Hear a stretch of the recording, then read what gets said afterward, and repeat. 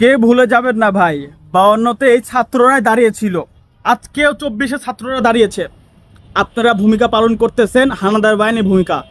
সেনাবাহিনী, police, army, RAB, BDR সবাইকে বলছি, আপনারা ভূমিকা পালন করতেছেন পাকিস্তানি হানাদার বাহিনীর ভূমিকা, আর আমরা ভূমিকা পালন করতেছি ভাষা আন্দোলন, মুক্তিযোদ্ধা সংগ্রামীদের ভূমিকা আমরা পালন করতেছি। ভুলে যাবেন না, তখনও ছাত্ররা দাঁড়িয়েছে, আজকেও ছাত্ররা দাঁড়াচ্ছে। আপনারা প্রোটেকশন দিবেন, আপনারা কেন অস্ত্র তুলবেন, আপনারা কেন লাঠিচার্জ করবেন শিক্ষার্থীদের গায়ে? কেন? জনগণ একটা জিনিস বুঝতে পারতেছে না যে ছাত্ররা কোঠা আন্দোলন করতেছে, এটা কেন করতেছে, আর কেনই সরকার ছাত্রদের পিছনে লেলে দিয়েছে তার পুলিশ বাহিনী এবং বিজিবি বাহিনী, যা কিনা সরকারের পৃষ্ঠপোষকতায় তৈরিকৃত। এই ঘুষখোরের বাচ্চারা, এই ঘুষখোর, তোদের কোনো কাজ নাই, তোরা ছাত্রদের পিছনে পড়ে আসিস, তোদের আর ডিউটি নাই, তোদের বর্ডারের কোনো কাজ নাই। হ্যাঁ, তোদের বলছি, বিজিবি সদস্যদেরকে উদ্দেশ্য করে বলছি, আপনারা যখন বর্ডারে থাকেন তখন ইন্ডিয়ার সৈন্যরা, বিএসএফরা যখন বাঙালির সাধারণ জনগণকে গুলি করে হত্যা করে, তখন আপনাদের ক্ষমতা কোথায় যায়? তখন আপনাদের শরীরের, আপনাদের অস্ত্রের পাওয়ার কোথায় যায়? তখন এই বাঙালি কেন চুপ থাকে? তখন আপনারা কেন চুপ থাকেন?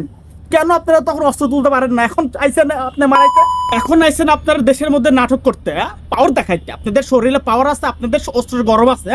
হ্যাঁ, এটা হচ্ছে সরকারের লালিত পালিত সৈন্যের দল, এটা কোনোদিনও দেশের সার্বভৌমত্ব রক্ষাকারী দল না।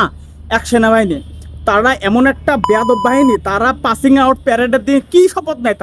তারা শপথ নেয় সার্বভৌমত্ব রক্ষা করবে, তারা শপথ নেয় সাধারণ জনগণের জালমাল রক্ষা করবে। এটাই কি তার শপথ নেওয়ার হচ্ছে উদাহরণ? দেশের এমন একটা অবস্থা, দেশ সাধারণ শিক্ষার্থীরা যেখানে আন্দোলন করতেছে, আরে ভাই, এই আন্দোলন কি মানে শুধু তাদের জন্য? আপনাদের বাচ্চা কাচ্চা নেই, আপনাদের ছেলে মেয়ে নাই নাকি? সব ওই ঘুষ, মানে ঘুষের টাকা দিয়ে সব বিদেশে পড়াশোনা করার জন্য পাঠিয়ে দিয়েছেন। স্পষ্ট করে একটা পুলিশ বাহিনীকে কথা বলতে চাই, আপনাদের চাকরি বাঁচানোর জন্য আপনারা যেতে হয়েছে, এটা আমরা জানি, কিন্তু আপনারা বিবেকবান হয়ে একটু দাঁড়াবেন, একটু মানবতা নিয়ে দাঁড়াবেন। অস্ত্র আছে, অস্ত্র অপব্যবহার করবেন না, ক্ষমতা আছে, ক্ষমতার অপব্যবহার করবেন না। ক্ষমতা চিরকাল থাকে না সবার। আপনাদের চাকরি বাঁচানোর জন্য আপনারা ঠিকই গেছেন, ভালো কথা, আমরা অ্যাপ্রিসিয়েট করি, বাট আপনারা গিয়ে ওখানে কি করেন? আপনারা কেন ছাত্রদের গায়ে গুলি করেন? কেন আপনারা লাঠি চার্জ করেন? আপনারা চুপ করে দাঁড়া থাকতে পারবেন না? আপনারা অবশ্যই পারেন, আপনারা চুপ করে দাঁড়া থাকতে পারেন। আপনাদের কি, আপনাদের যাওয়ার দরকার, আপনারা গেছেন, বাস শেষ। ওখানে কি করতেছে? ছাত্ররা তো আপনাদের মারতে আসছে না। ছাত্ররা কি আপনাদের গুলি করতেছে? ছাত্রদের হাতে কি গুলি আছে, নাকি আপনারা হচ্ছে অস্ত্র তুলছেন? কোনটা?